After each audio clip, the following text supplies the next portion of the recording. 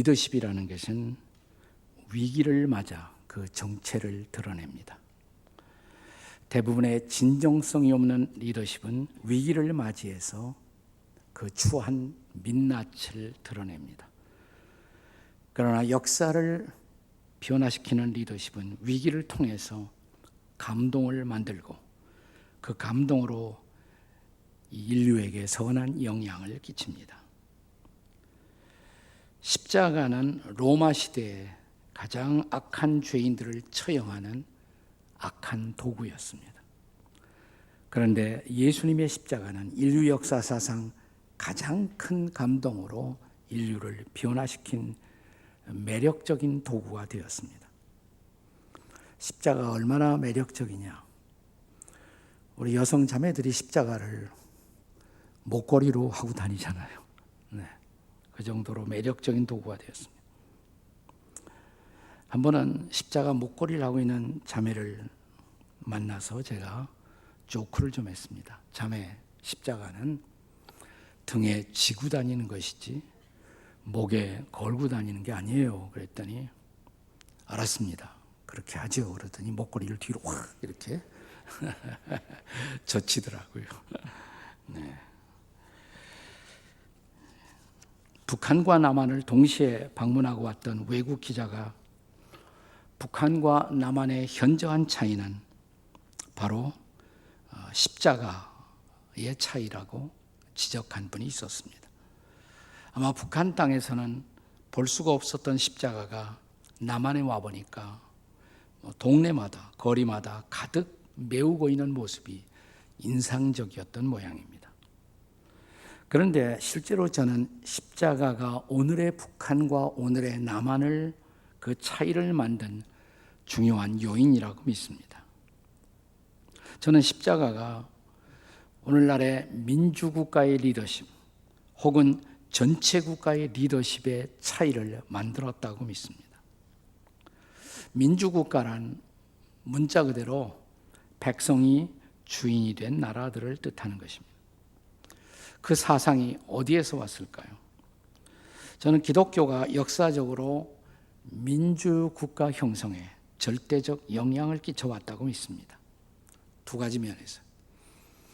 첫째는 뭐냐면 하나님이 인간을 창조하실 때 하나님의 형상을 따라 인간을 만드셨다라고 가르칩니다.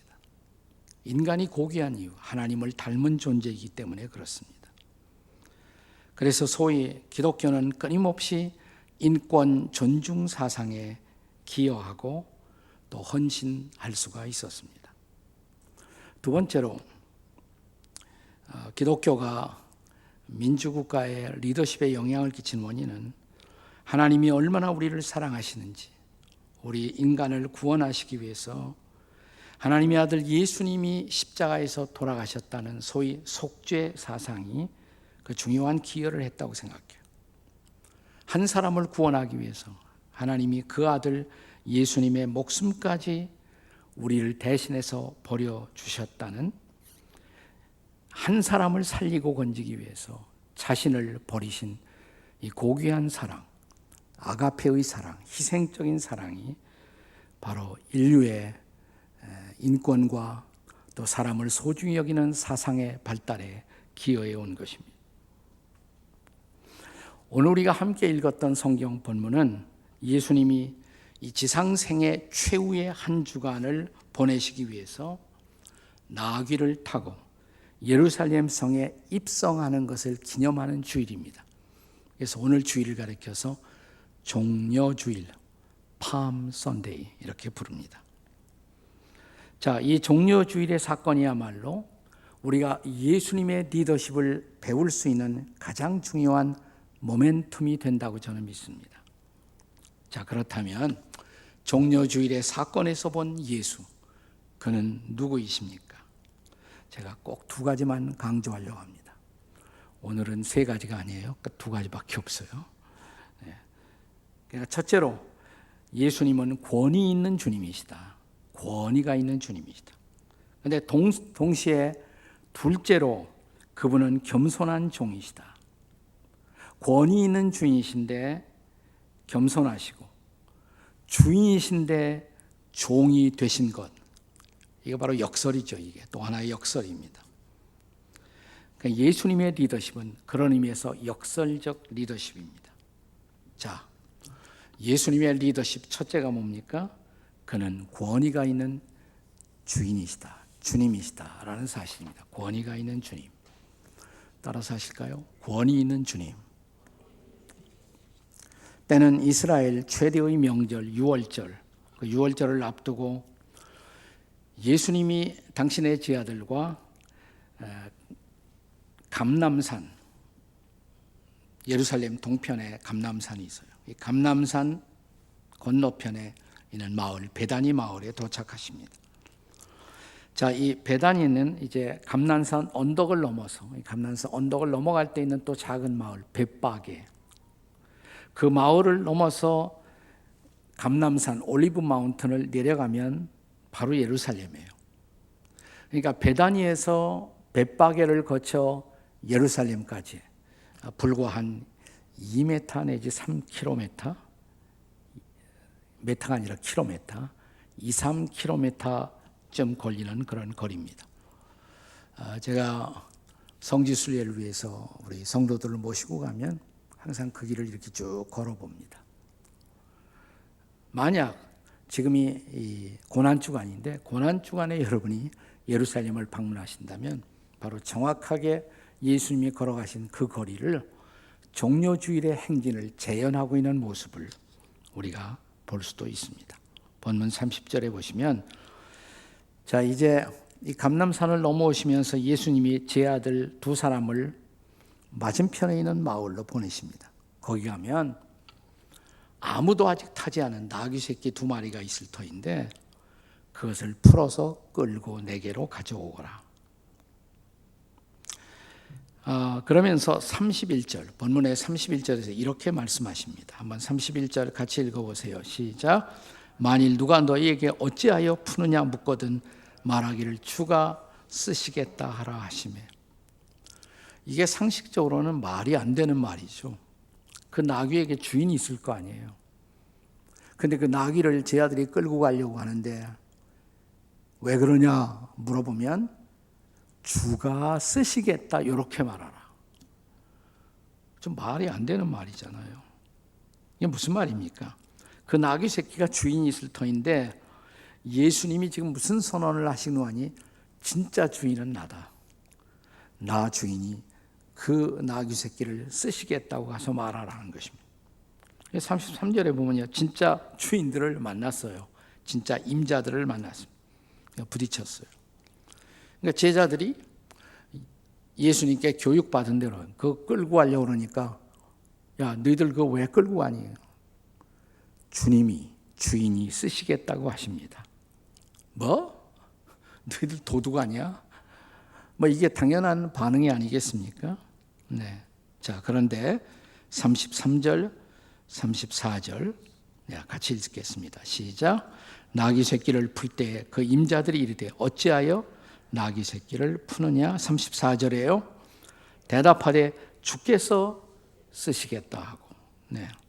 또 그 다음 절에 보시면 드디어 나귀를 예수님께로 끌고 왔어요. 예수님이 그 나귀 타고 예루살렘에 들어가는 행진이 시작됩니다.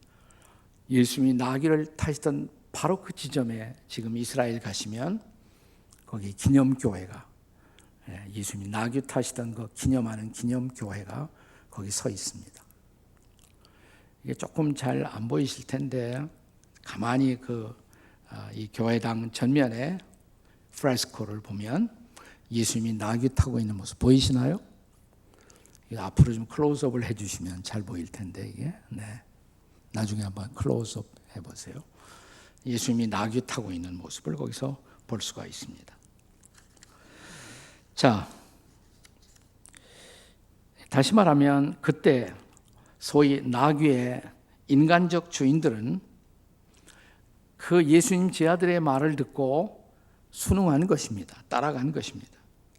저는 이 사건 자체가 하나님의 계획 속에서 이루어진 기적이라는 것을 증명하는 사건이죠. 자, 모든 상황을 인지하지 못한 채로 예수님의 제자들의 말을 따랐던 나귀 새끼의 주인들은 하나님의 주권적 계획을 받아들인 것입니다. 어쩌면 메시아라고 불리우시는 그분이 탓인데 그러니까 이렇게 내놓을 수도 있었고, 또 직전에 무슨 사건이 있었냐면 베다니 마을에서 예수님이 죽은 나사로를 살렸으니까 그분의 명성을 듣고 나귀를 순순히 내어줄 가능성도 있었을 것입니다. 그러나 이 간단한 에피소드가 보여주는 가장 중요한 메시지는 뭐냐면 나귀 새끼를 포함해서 예수는 모든 만물의 주인이시다. 아멘. 바로 그 메시지를 던지고 있는 거예요. 마침내 예수님을 나귀에 태우고 이 행렬이 감람산 언덕을 넘어 예루살렘 시내로 향하고 있습니다. 이 행렬에는 흥분과 감동이 춤추고 있었습니다. 38절에 보시면 찬양이 울려 퍼지기 시작합니다. 이르되 찬송하리로다. 다 같이요. 주의 이름으로 오시는 왕이요 하늘에서는 평화요 가장 높은 곳에서는 영광이로다. 그런데 이 찬양의 가사가 어디선가 들어본 기억이 없습니까? 바로 메시아 되시는 예수님이 탄생했을 때 울려 퍼졌던 찬양의 내용이잖아요. 그죠? 누가복음 2장 14절에 지극히 높은 곳에서는 하나님께 영광이요 땅에서는 기뻐하심을 입은 사람들 중에 평화로다. 유사한 찬양이 지금 울려 퍼지고 있습니다. 무슨 말이에요? 지금 나귀 타고 계신 그분이 메시아로 오신 바로 그분이시다. 바로 그 메시지가 아니겠습니까? 그분이 바로 왕이신 메시아다. 그 말씀이죠. 또 그분이 왕이시라면 왕의 예우에 걸맞게 그분이 나귀 타고 내려오실 때 사람들이 길거리에 자기들의 겉옷을 폈다 그랬어요. 붉은 카펫 대신에, 왕이 밟고 갈 카펫 대신에 사람들은 그 겉옷을 던져 왕이 그 겉옷을 밟고 지나시게 하는 예우를 했던 것입니다. 그런데 이것이 다 사실은 구약 예언의 성취예요. 구약 예언의 성취. 시편 118편 25절, 26절 말씀을 같이 읽겠습니다. 시작. 여호와여 구하옵나니 이제 구원하소서. 여호와여 우리가 구하옵나니 이제 형통하게 하소서. 여호와의 이름으로 오는 자가 복이 있으며 우리가 여호와의 집에서 너희를 축복하였도다. 이 찬양의 내용이 바로 호산나예요. 히브리 사람들은 호세안나, 구원하소서 이 말이에요. 그 말의 뜻이 구원하소서 여호와여. 종려주일의 찬양, 같은 내용을 다루고 있는 마가복음 1장 19절을 보시면 이렇게 되어 있어요. 마가복음 1장 19절 호산나 찬송하리로다 주의 이름으로 오시는 이여, 이렇게 말했습니다. 자, 여기서 우리는 이 나귀 타고 예루살렘 성에 입성하시는 그분의 정체를 만납니다. 그는 누구이십니까? 그는 우리의 찬양을 받기에 합당하신 왕이신 메시아, 권세 있는 주님이십니다. 자, 그런데 이 행렬이 보여주고 있는 또 하나의 메시지가 있어요. 예수가 누구인가를 보여주는 또 하나의 메시지. 첫째는 권세 있는 주인, 왕이신 주님. 그런데 둘째는 겸손한 종이시다라는 것입니다. 따라서 해보세요. 겸손한 종. 자, 예루살렘 입성의 행진에서 예수님이 뭘 타고 오셨다고요? 나귀. 근데 나귀도 어른 나귀가 아니라 나귀 새끼를 타고 입성하셨어요. 그 왜 그랬을까? 자, 다윗 왕 이후에 이 이스라엘 땅에서도 역사적으로 전쟁에 승리한 정복자들이나 왕들은 반드시 군마를 탔습니다. 군마. 근데 왜 왕이신 메시아가 나귀를 탄단 말입니까? 그분이 더군다나 이스라엘 백성들의 그분을 향한 메시아라는 기대는 뭐냐면 로마의 압제에서부터 그들을 풀어주고 이스라엘 백성들을 해방시키는 진정한 정복자라면 그분이 당당하게 군마 타고 오심이 합당한 이미지가 아니겠습니까? 근데 나귀를 타고, 그것도 나귀 새끼를 타고 말도 안 되는 또 하나의 역설의 그림입니다. 나귀는 짐을 지고 부리는 그런 동물로 일반적으로 인식되잖아요. 무슨 메시지예요?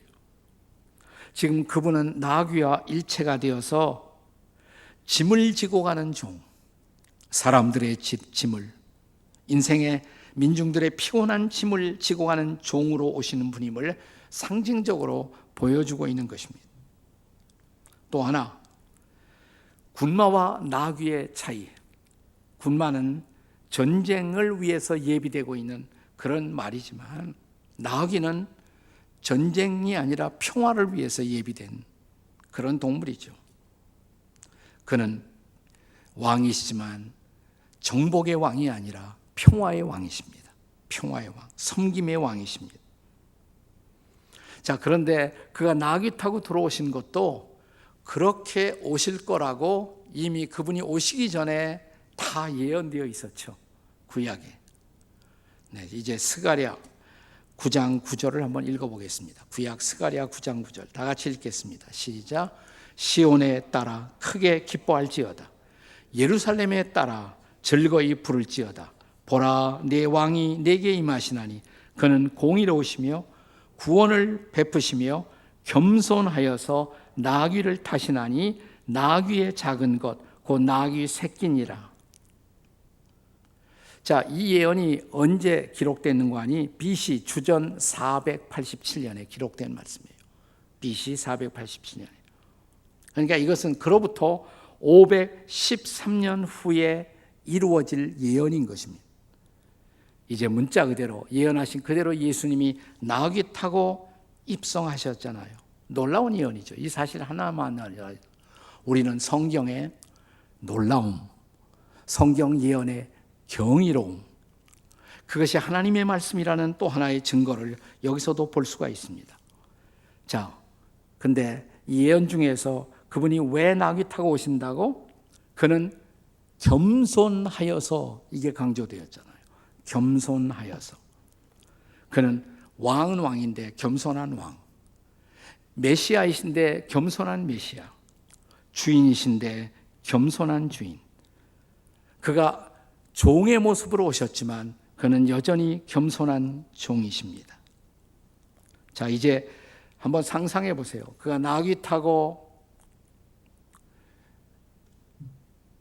자, 이 나귀가 새끼니까 예수님을 태우기도 좀 버거웠을지 몰라요. 그러니까 끼우뚱 하면서 언덕길이니까 언덕길을 내려오는 모습을 한번 연상해 보세요. 제가 한번 성지순례 인도하러 갔다가 그 길에서 되게 넘어졌습니다. 옆에는 장 목사가 저를 제대로 보필을 못 해갖고 제가 거기서 넘어져서 정강이가 무릎이 깨졌습니다. 다행히 크게 다치진 않았어요. 그래서 다시 일어났습니다만, 자, 그 나귀 새끼가 그렇게 예수님을 태고 내려오면서 깨우뚱 했을 거란 말이죠. 자, 그런데 이런 일행들을 보면서 신바람나 했던 사람들은 누구였을까요? 애들이었을 거예요. 애들.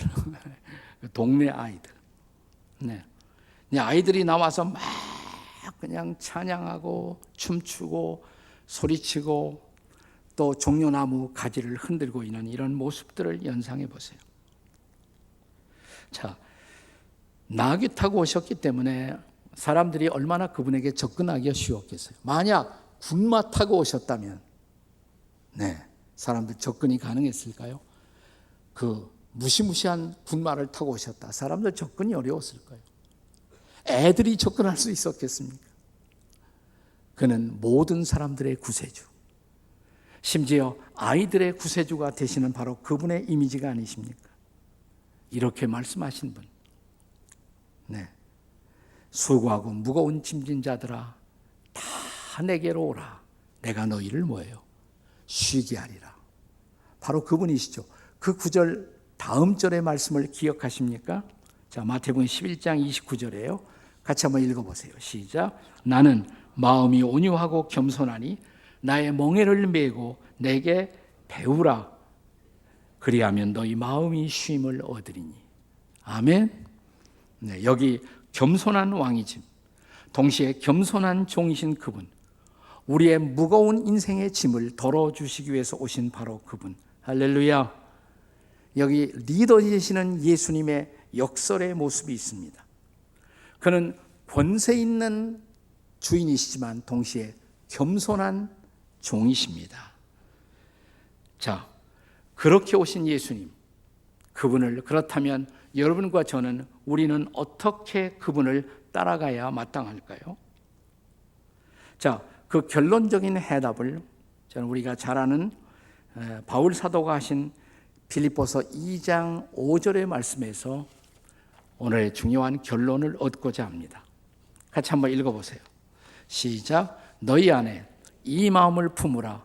곧 그리스도 예수의 마음이니. 아멘. 너희 안에 이 마음을 품어라. 누구의 마음? 예수님의 마음을 품어라. 이 구절이요, 번역에 따라서는 영어 성경으로 오늘날 가장 많이 읽혀지는 NIV, New International 버전에 보면 마음이란 단어를 태도로 번역했어요. 그렇게 번역해도 상관없어요. Attitude. 그러니까 너희 안에 이 태도를 가져라. 그리스도 예수의 태도다. 그러니까 우리들이 본받아야 할 삶의 태도, 예수님이 보여주신 태도, 어떤 태도예요? 그는 권위 있는 주님이시지만 친히 종이 되어 겸손하게 오셔서 우리를 섬겨주신 바로 그 태도, 이것이 예수님이 보여주신 리더십이 아닙니까? 자, 우리가 이제 빌립보서 2장 5절을 읽었는데 그 다음 이어지는 6절, 7절을 한번 같이 읽어요. 다 같이 시작. 그는 근본 하나님의 본체이시나 하나님과 동등됨을 취할 것으로 여기지 아니하시고 오히려 자기를 비워 종의 형체를 가지사 사람들과 같이 되셨고. 여러분, 어떤 리더가 권위가 없으면 안 돼요. 리더에게는 권위가 좀 필요합니다. 권위가 없다면 누가 그 리더를 따라가겠어요? 근데 그 리더가 권위만 부리고 그 권위로 우리를 누른다면 또 누가 그 리더를 진정 마음으로부터 따를 수가 있겠습니까? 결국 폭력적 리더의 이미지죠. 근데 그는 겸손하시고 우리를 섬기시는 리더. 네, 그 예수님의 리더십이란 말이죠. 예수님의 역설적 리더. 왕이고 하나님이면서 자신을 비우셨다는 거예요. 자신을 비워서 사람의 모습으로 오셨고 사람 중에도 종이 되어 오신 분. 그게 바로 우리 예수님의 리더십인 것입니다. 자, 이제 바울 사도는 예수님의 리더십의 그 절정을 빌립보서 2장 8절에서 이렇게 증언합니다. 2장 8절 다 같이 시작. 사람의 모양으로 나타나사 자기를 낮추시고 죽기까지 복종하셨으니 곧 십자가에 죽으십니다. 그러니까 예수님 리더십의 절정이 바로 십자가입니다. 우리를 죄악에서 건져내시고 우리를 구원하시기 위해서 하나님만큼 높으신 그분이 우리의 죄를 대신 짊어지고 그분이 죄인이 되어 우리가 받을 형벌을 대신 십자가에서 받으시고 피 흘리시는 그 모습, 그리고 마침내 생명을 내어주신, 우리를 위해 모든 것을 내어주시고 대신 죽으신 분, 이게 바로 예수님의 십자가의 리더십인 것입니다. 자, 우리는 다시 누가복음의 텍스트로 돌아옵니다. 예수께서 나귀 타고 감람산 언덕을 넘어 예루살렘 성을 향해 오시자 무리들은 메시아에 대한 흥분된 기대를 안고 찬양하면서 그를 맞이합니다.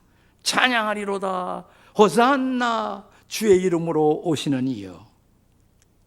자, 누가복음 19장 37절 보세요. 다 같이 시작. 온 무리가 자기들이 본 바 모든 능한 일을 인하여 기뻐하며 큰 소리로 하나님을 찬양하여. 아멘. 그는 박수와 찬양을, 환호성을 받고 지금 계십니다. 근데 그 소리가 너무 시끄럽다고 그 당시에 있는 종교 지도자 바리새인들이 예수님과 그 제자들에게 항의를 하죠. 항의. 네, 시끄럽다고. 너무 이 사람들이 시끄럽게 지금 난리라고. 그때 예수님이 하신 말씀이 40절에 만일 이 사람들이 침묵하면 돌들이라도 소리를 지를 것이다.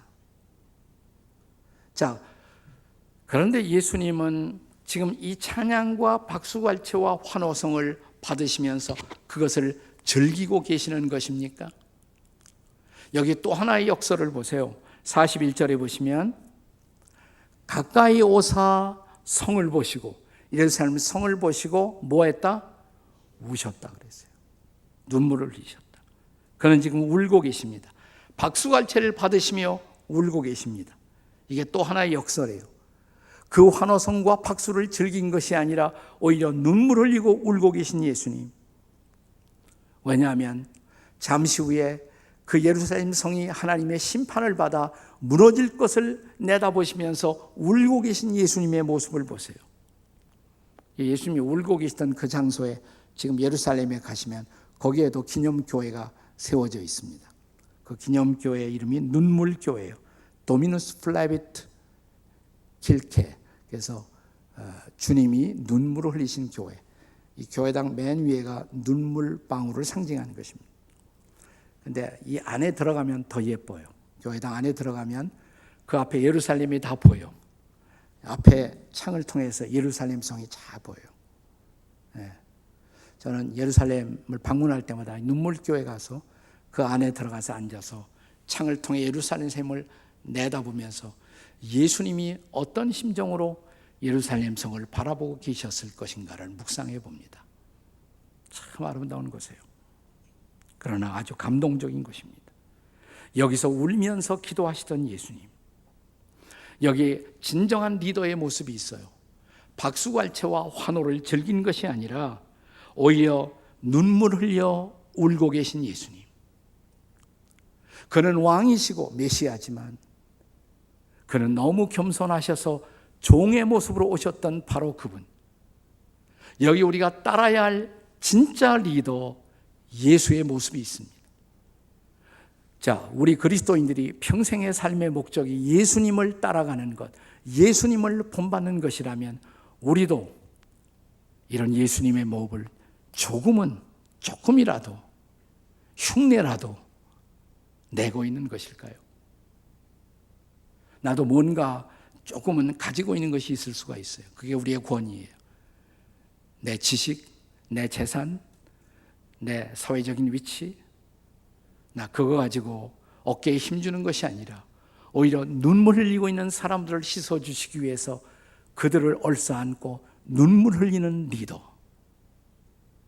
지금 우리 시대는 이런 리더를 기다리고 있지 않습니까?